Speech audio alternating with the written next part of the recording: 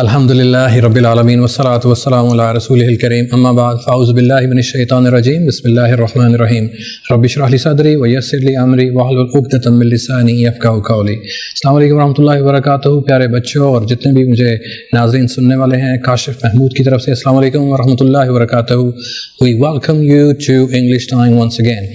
आज हम इंशाअल्लाह सीखेंगे the use of some and any. If you remember we have talked about it, इसके बारे में हमने बात की थी, लेकिन आज हम इसको इंशाल्लाह डिटेल से पढ़ेंगे।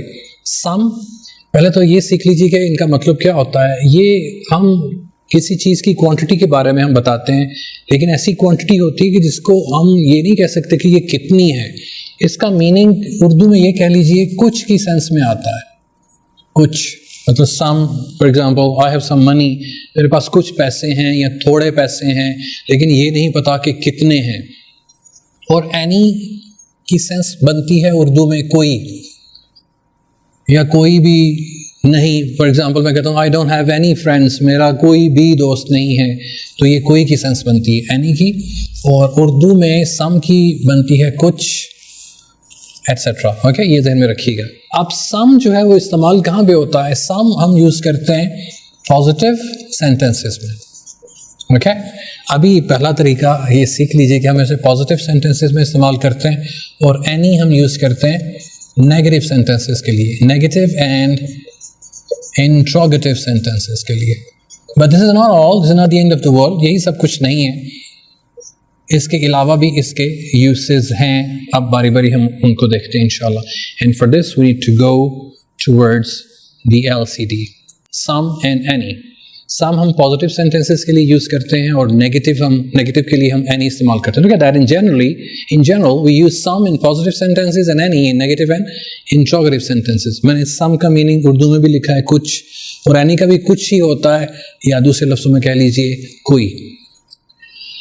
अब सम के कुछ सेंटेंसेस मैंने लिखे हैं, वो देख लेते हैं। लेकिन मैं आपको पहले बता चुका हूँ कि क्वांटिटी के लिए इस्तेमाल होता है, लेकिन we are not sure about the exact quantity. For example, I have some friends but I do not know whether they are 10, 12, 5 और 6। आई हैव सम फ्रेंड्स, मेरे पास कुछ दोस्त हैं। And this sentence is an affirmative sentence, positive sentence. Okay, next sentence, there is some milk in the bottle. बोतल में थोड़ा सा दूध है या कुछ दूध है, not sure exactly how much. Okay, positive sentence. अगला positive sentence है I have some clothes in my cupboard. अलमारी में मेरे कुछ कपड़े हैं, but I'm not exactly sure how many they are. It's positive sentence as well. अगला sentence है people have some complaints. लोगों के पास कुछ शिकायत हैं, ये भी positive sentence है। वो कितनी है हमें उसके नंबर का नहीं पता है। I forgot some papers on the table. मैं टेबल पर कुछ papers भूल गया, कुछ some positive sentence. समझ आ रही है आपको? We use some in positive sentences. There is another one. I would like to have some pizza, please. मैं थोड़ा सा पिज्जा लूँगा या कुछ पिज्जा लूँगा। मैं पिज्जा लूँगा, क्वांटिटी का नहीं पता। जैसे फॉर एग्जाम्पल आप खा रहे हैं ना, तो वो आपसे पूछते हैं कि आप क्या लेंगे, तो कहते हैं I would like to have some pizza. मैं थोड़ा सा पिज्जा लूँगा, not exactly how much. तो ये some के uses हैं। Some we use in positive sentences in different ways. अब हम any की बात करते हैं। Any we use in negative and interrogative sentences. Okay? इसकी सेंस जो है वो negative कुछ की बनती है। For example, I don't need any help. मुझे किसी भी help की ज़रूरत नहीं है। मुझे किसी किस्म की help की ज़रूरत नहीं है। There is another one. He doesn't have any friends. उसका कोई भी दोस्त नहीं है। उसका कोई भी दोस्त नहीं है। याद रखिए any के बाद हमें uncountable noun चाहिए, ठीक है, या हमें काउंटेबल नाउन्स चाहिए। लेकिन इसकी सेंस जो है वो एक ही बनती है। वी कैन नॉट से एनी फ्रेंड्स।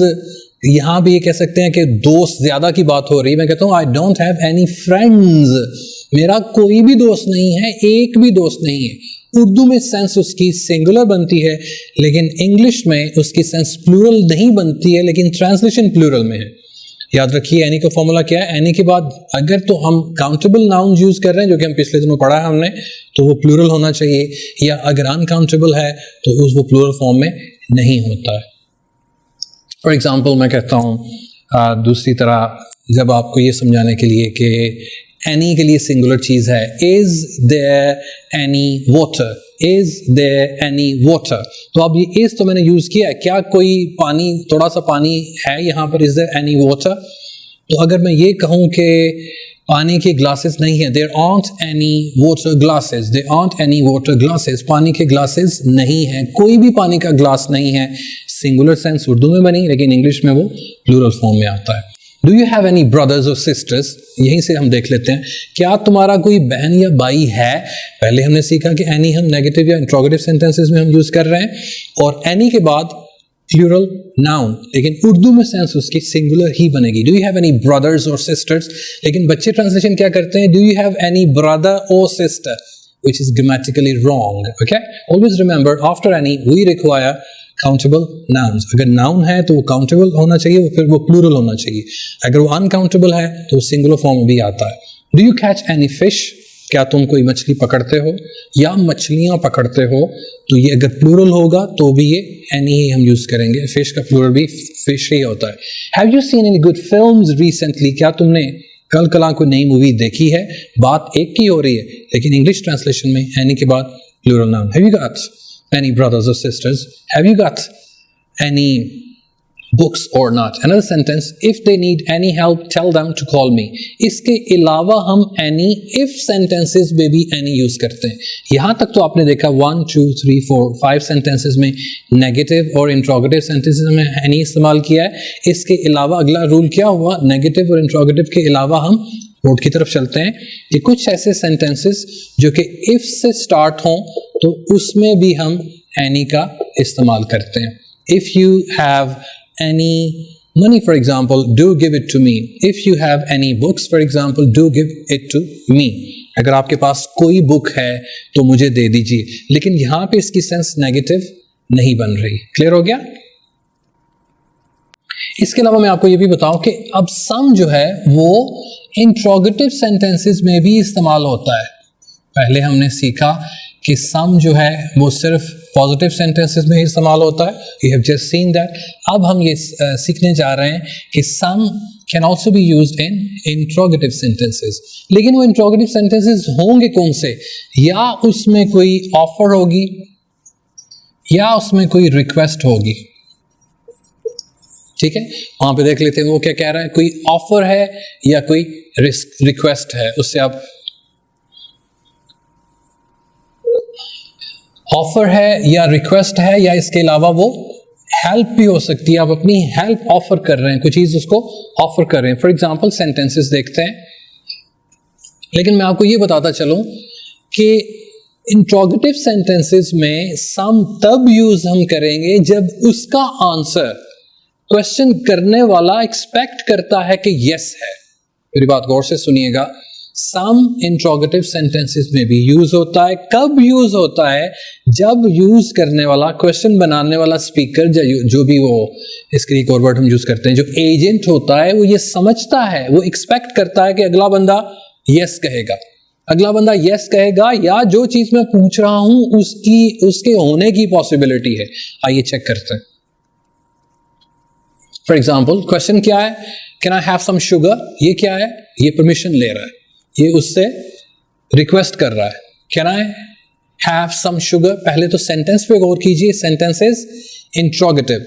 अब बेसिकली अगर हम मैथमेटिकली इसको देखें तो यहां पे क्या आना चाहिए था, any, can I have any sugar, लेकिन उसने एनी नहीं लगाया।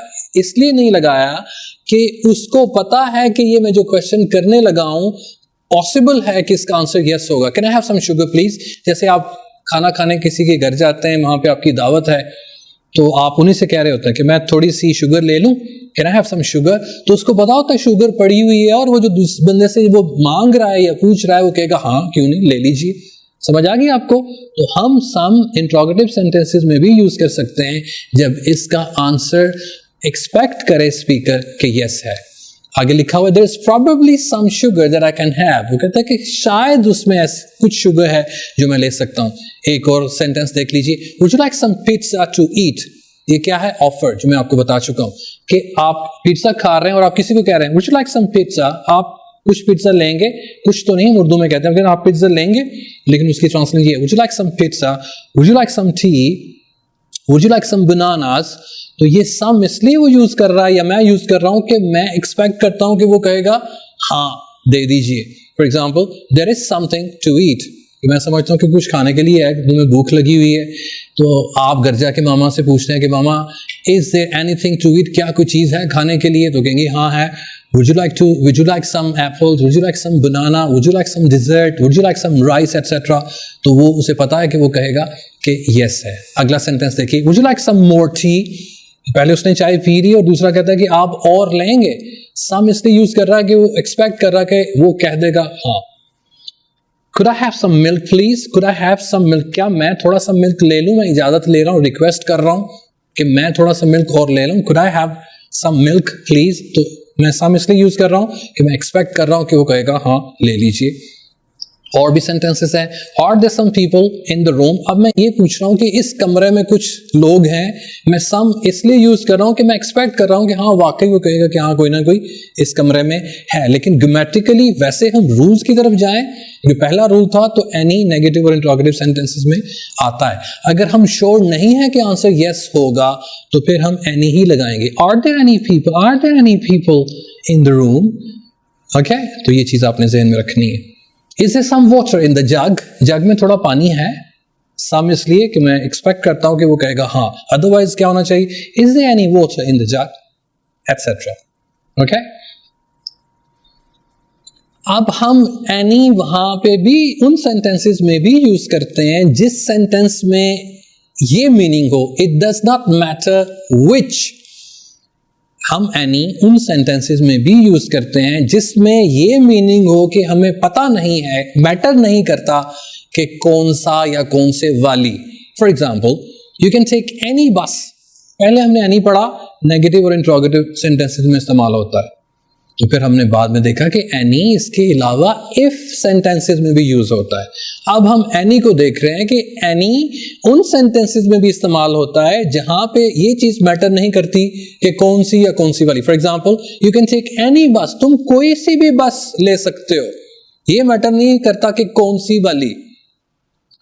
You can take any bus, they all go to the centre, कि सारी की सारी वहीं पे जाती है। You can take any sugar pot, आप किसी के घर जाके कहते हैं कि बाजी मुनू फलाना भांडा दे दो, तो मैं कौन सा वाला लूं, तो उनका जवाब मिलता है यू कैन टेक एनी, तुम कोई सा भी ले सकते हो, मुझे थोड़े से कपड़े दे दें, तो आप पूछते हैं कि बाजी मैं केड़े वाला कपड़ा लवां, तो बाजी क्या कहते हैं you can take any cloth, no problem at all, okay. तो एनी उन सेंटेंसेस में भी इस्तेमाल हो सकता है जिसमें हमें ये फिक्र नहीं है कि हम कौन से वाले की बात करते हैं। Doesn't matter which bus you are talking about, come and see me any time you want, कहता मैं कब आऊं, जब मर्जी आ जाओ, any time you can come, कोई स्पेसिफिक टाइम नहीं है, कौन सा वाला टाइम पूछ रहे हैं इसके बारे में भी बात नहीं हो रही। अब ये देखिए कि ये पॉजिटिव सेंटेंस है, पॉजिटिव सेंटेंस में भी एनी इस्तेमाल होता है, तो मैं आपको यहाँ पर ये भी लिख दूं कि एनी पॉजिटिव सेंटेंसेस में भी इस्तेमाल होता है तब जब हमें ये फिक्र नहीं है कि हम किस की बात कर रहे हैं, स्पेसिफिक टाइम की बात कर रहे हैं कि नहीं कर रहे। And that's it. Some we use in positive sentences and interrogative sentences कब, जब हमें पता हो कि आंसर इसका yes है।